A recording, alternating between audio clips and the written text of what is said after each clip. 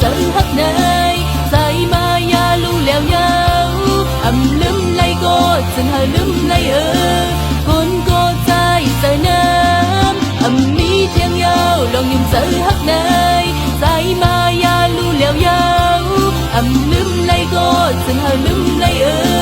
con cô trai sợ nam đang hắtผู้หญิงnơiจะครึ่งมือต้นตาใจคนโมยาเก้าเจอผู้หญิงเป็นมือโกนังงานตัดใจให้ลืมใจก็เจอนา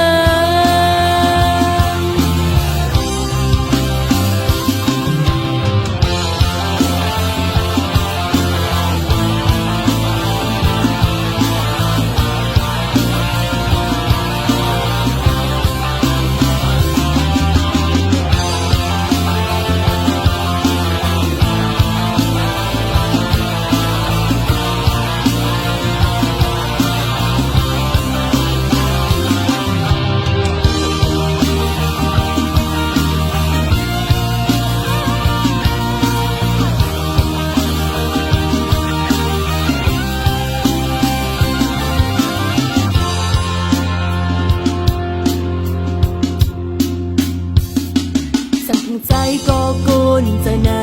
ำปานอ่อนเก็บกำหักมันกำไลสุดดังมันยาวใจมี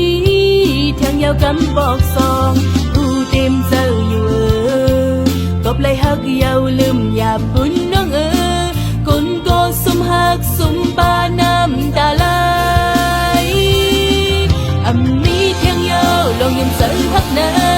ใจมายาลูแล้วยาlum lay cô dừng hơi lum lay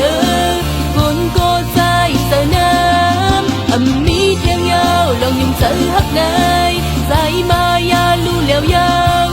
lum lay cô dừng hơi lum lay con cô trai sợ nam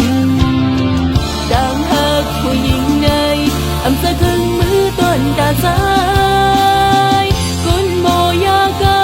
เจอผู้หญิงตัดใจให้ลืมใจก็จะนานเป็น